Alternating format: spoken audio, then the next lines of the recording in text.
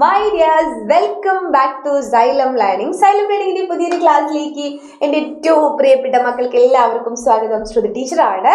അപ്പൊ നമ്മള് പല കാര്യങ്ങളും ഇങ്ങനെ പഠിച്ചുകൊണ്ടിരിക്കുന്നുണ്ട് അല്ലേ?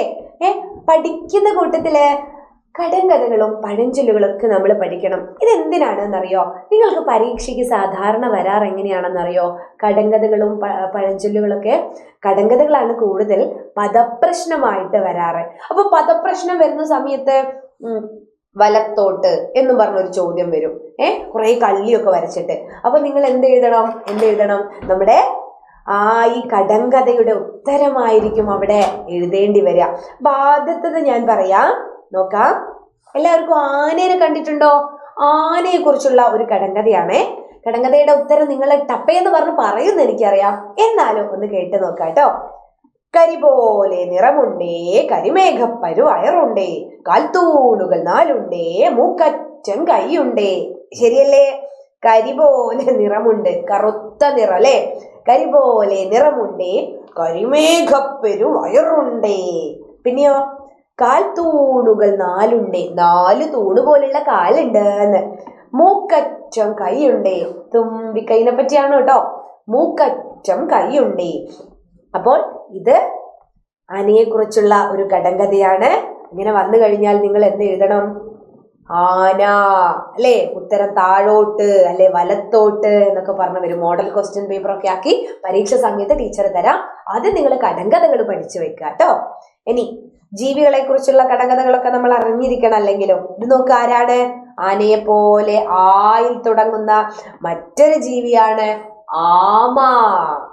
അപ്പം പോലെ തടിയുണ്ട്, അല്പം മാത്രം തലയുണ്ട്. അപ്പം പോലെ തടിയുണ്ട്, അല്പം മാത്രം തലയുണ്ട്. ഇത് നോക്കിയേ, ഇതാ അപ്പം പോലെ തടിയുണ്ട്, അല്പം മാത്രം തലയുണ്ട് അല്ലേ?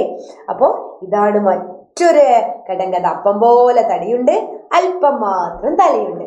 ഇനി അങ്ങനെ കുറച്ച് പേരെ നമുക്ക് പരിചയപ്പെടാം. എല്ലാവർക്കും ഇഷ്ടമുണ്ടാവില്ല അല്ലേ? തേരട്ട, യു എന്നൊക്കെ പറയും. അത് കണ്ടാലൊരു വണ്ടി പോലുണ്ട്. കണ്ടാലൊരു വണ്ടി, തൊട്ടാലൊരു ചക്രം. നോക്കിയാ, കണ്ടാലൊരു വണ്ടി പോലെ ഉണ്ട്, തൊട്ടാലോ ഒരു ചക്രം പോലെ ഇങ്ങനെ ചുരുണ്ടു പോലെ. തേരട്ട എല്ലാരും കണ്ടിട്ടില്ലേ? തേരട്ട. ഇനി ഉറങ്ങും പക്ഷെ കണ്ണടക്കില്ല. ഉറങ്ങും പക്ഷെ കണ്ണടക്കില്ല, മീനാണ്. ഉറങ്ങും പക്ഷെ കണ്ണടക്കില്ല മീൻ ഉറങ്ങുമ്പോ. അപ്പോ കണ്ണടക്കാതെ ഉറങ്ങുന്ന ഒരു ജീവിയാണ് മീൻ അല്ലേ? മത്സ്യം.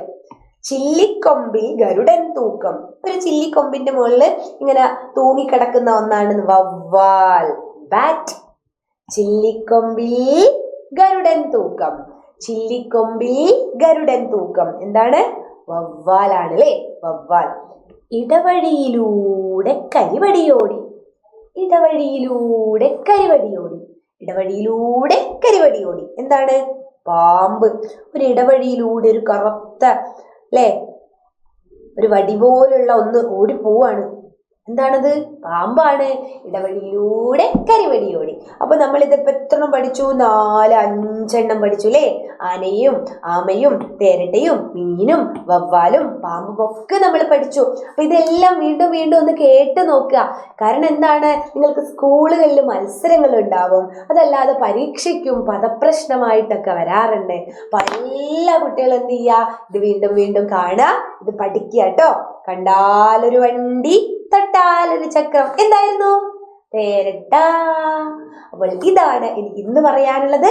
വീണ്ടും ടീച്ചർ വരാം. എൻ്റെ പേര് ശ്രുതി എന്നാണ്. അടുത്ത ക്ലാസ്സിൽ കാണാം. ബൈ.